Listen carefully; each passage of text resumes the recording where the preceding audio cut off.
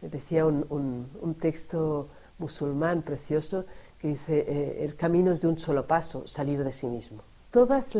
Lo que podamos concebir de Dios, lo que pensamos sobre Dios, démonos cuenta que son construcciones humanas. La raíz misma del cristianismo está esa no dualidad. Ir a lo más hondo en la espiritualidad no es algo reservado a unos pocos.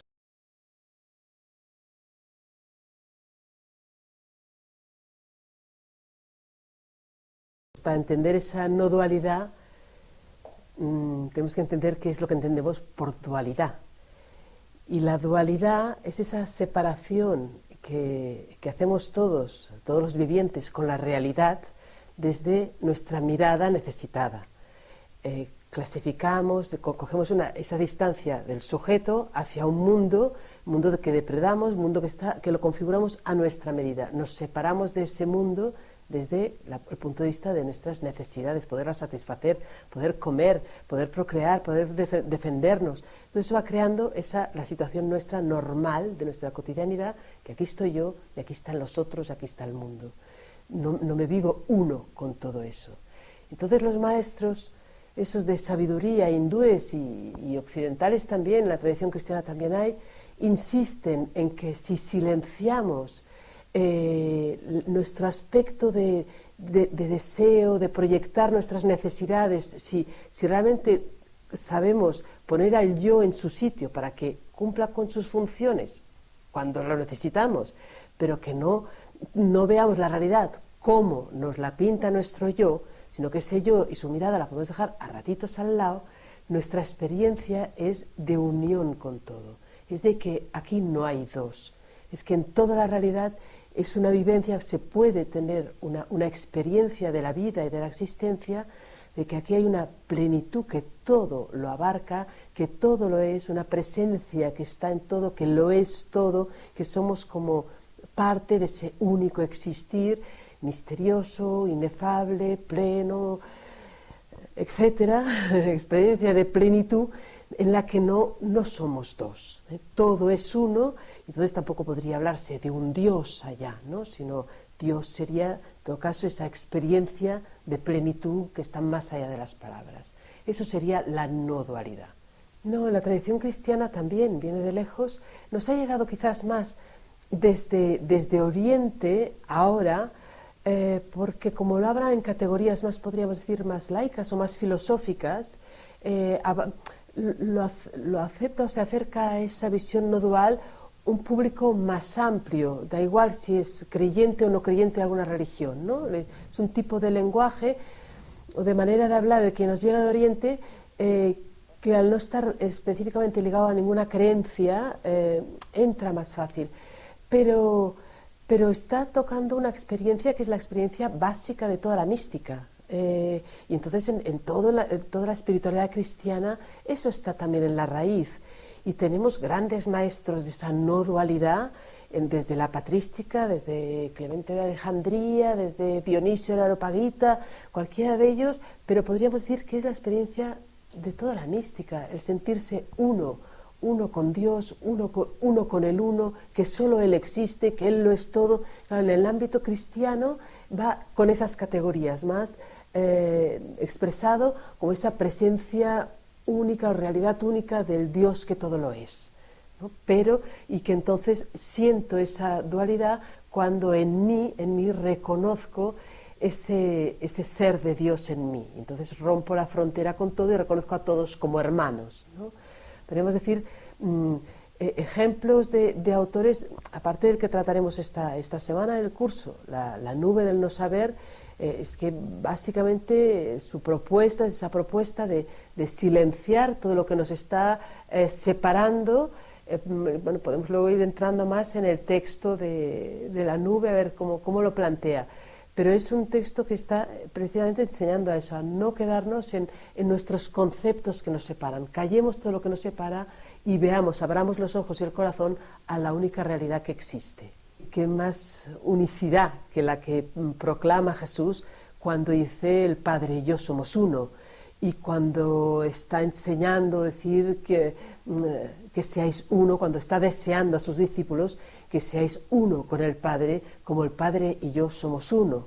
Para mí es que en la raíz misma del cristianismo está esa no dualidad. Y no dualidad no quiere decir no quiere decir más que dejar nuestro pequeño yo a un ladito. O sea, que nuestro pequeño yo no sea lo que, y sus exigencias, sus demandas, no sea lo que invade toda la escena. A la que hacemos ese gesto, podríamos decir, de muerte al yo, que esas palabras ahora nos suenan un poco así, ¿no? Pero de domesticar ese yo, que no lo invada todo, que es lo que enseñan los maestros, es que ya es cuando ves la cara del hermano, ya puedes hablar de esa no dualidad con el otro, ¿no? O sea, la dualidad la crea el ego, la crea el yo, de esa dominancia de todo, ¿no? Entonces por eso dices, aparta un poquito eso y puedes entonces seguir los pasos del maestro, ¿no? Empezar a saber si Dios y yo somos uno o no. Es lo único que molesta. Decía un texto musulmán precioso que dice, el camino es de un solo paso, salir de sí mismo. Sí, el texto se llama La nube del no saber y es una llamada a la ignorancia de las tonterías. Dice, ignoremos las tonterías que sabemos, ¿no? Es un poco esa idea para realmente conocer de verdad. O sea, el mensaje de ese texto es decir,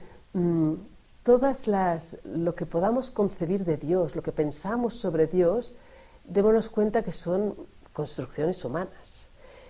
Y si nos aferramos a ellas pensándonos que ese dedo es la luna, ¿no? Nos quedamos mirando al dedo, nos quedamos en nuestras categorías y no podemos girar los ojos hacia la luna, ¿no?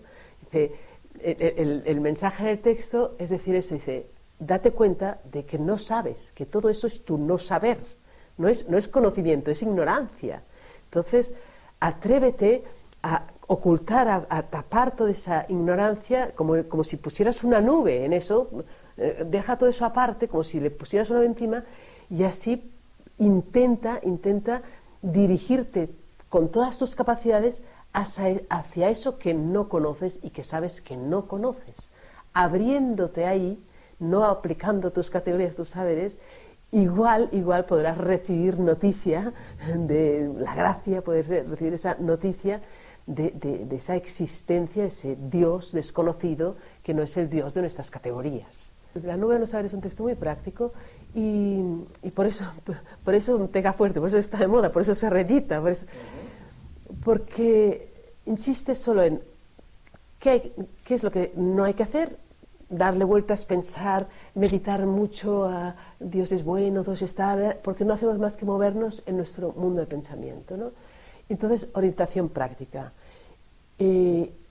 Haz todo el esfuerzo que puedas por tomar conciencia de que existes, de que eres, de la existencia que está vibrando en ti y que no eres tú. Nada de todo esto lo has construido tú, nada de todo esto te lo has dado tú.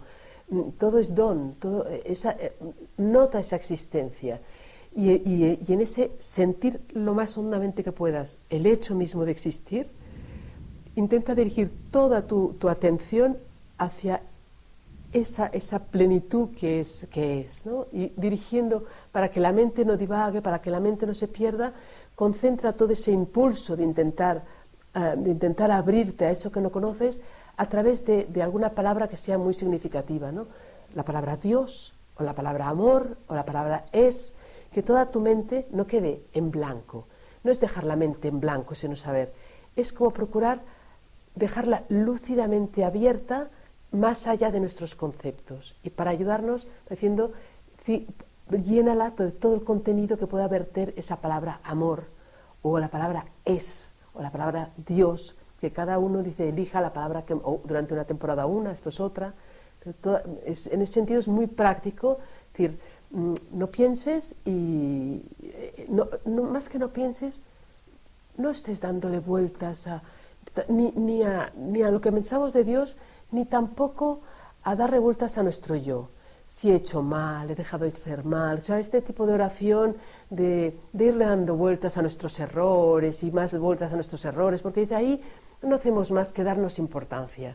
Estamos permanentemente escuchándonos. Cuando estamos tanto dando vueltas a si nos hemos equivocado, no hacemos más que quedarnos dándole vueltas a nuestro pequeño yo y no salimos de ahí y no hacemos más que al final autocompadecernos, ¿no? él también insiste, si ves que esta práctica te endurece, si ves que realmente sobre todo que te endurece y que no te está sirviendo para amar más, para realmente interesarte más, déjala, no será tu momento, no debe ser lo que a ti te puede servir, ¿no? Pero, insiste también, ¿no?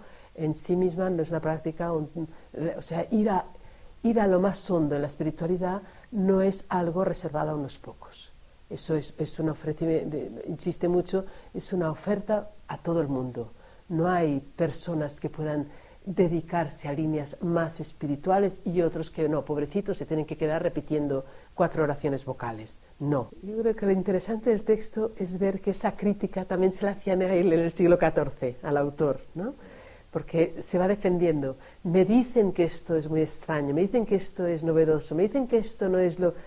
y que es complicado. Dice, no, si esto es la raíz misma de nuestra fe, es la raíz misma de la enseñanza de Jesús, está en la base, está en el inicio. Lo que pasa es que al revés, normalmente complicamos el seguimiento a base de muchos rituales, muchas oraciones, muchas obligaciones, ¿no? Y volvamos a la simplicidad más absoluta, ¿no? Y yo creo, él insiste, y no lo estoy diciendo yo, lo encontramos en los maestros, siempre hace referencia al texto de Dionisio, un texto del siglo V, que también está enseñando lo mismo, ¿no? Y después vemos que los místicos posteriores, Teresa, Maestro Eckhart, Juan de la Cruz, van haciendo referencia al autor de la nube y a Dionisio, ¿no? Para decir, no lo estamos inventando, cada místico tiene que volver a insistir. Y lo bueno, yo creo que lo bueno de los auténticos místicos, sea el autor de la nube, sea San Juan de la Cruz o cualquiera de ellos, es que siempre insisten en eso, en que no es una invitación a unos pocos. Son desde fuera, desde los no practicantes de esas vías, creo que son los que dan esa más sensación de que son cosas muy complicadas, ¿no? Y que lo fácil es ir a misa los domingos y ya está, y ahí estamos, y ahí ya está, ¿no? No, la invitación es mucho más interesante, mucho más plena, mucho más que no cumplir 4 cosas, es transformación de todos nosotros en hijos de Dios, y ahí está la invitación desde el inicio del cristianismo, ¿no? Sí, es verdad que se asocia mucho a esas prácticas, sobre todo si son, todavía más si vienen de Oriente, pero también se dice lo mismo de las monjas de clausura, cuando se piensa que ellos si se apartan del mundo, si nos interesan, si pueden ser prácticas que en sí mismen, encierren, no sé qué, ¿no? Y vemos que en cualquiera de ellos va insistiendo en que eso, si no te lleva a más amor, es que algo está fallando ahí, ¿no? Entonces yo creo, Nisargadatta tiene un texto muy bello y así no lo sabré repetir muy bien ahora, pero viene a decir eso, ¿no? Esa vía de unidad es eso, que todo aliento sea mi aliento, todo deseo sea mi deseo, todo sufriendo. Si yo me siento, o sea, si realmente yo rompo lo que me separa con el otro, yo rompo lo que me separa con la realidad, si yo realmente siento esa unión plena con todo, si voy haciendo ese camino hacia ahí, es que necesariamente el sufrimiento de cualquiera es mi sufrimiento, el gozo de cualquiera es mi gozo, me siento comprometido con esa realidad, ¿no? En cambio, si vemos que nuestra práctica sea la práctica tradicional de nuestras oraciones y nuestras misas, o sean los silencios más silenciosos en el plan que queramos y siguiendo el sistema que queramos, si realmente nos endurecen, nos hacen sentirnos por encima de los demás, o desinteresarnos de lo que está sucediendo, de lo que tenemos alrededor, dices, y solo pensar que ya tendré el premio o en otra vida o donde sea, no sé, ¿no?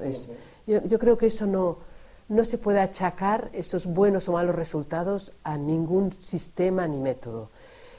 Cualquiera de ellos, cualquier vía espiritual ha servido para realmente provocar ayudar a gente a vaciarse de sí mismos, a apartar ese yo que todo lo incordia y a sentirse realmente ayudando a todos, interesado por todos, o esos mismos ejercicios, esas mismas vías, esos mismos maestros para otros les han encerrado, les han llenado de orgullo. La culpa no está en en el sistema o en la vía o en las palabras de los maestros. La culpa está en cómo uno está atascado en su yo y utiliza lo que sea para engrandecerse o para al revés, ¿no? Para dejarse a un lado y crecer hacia todo.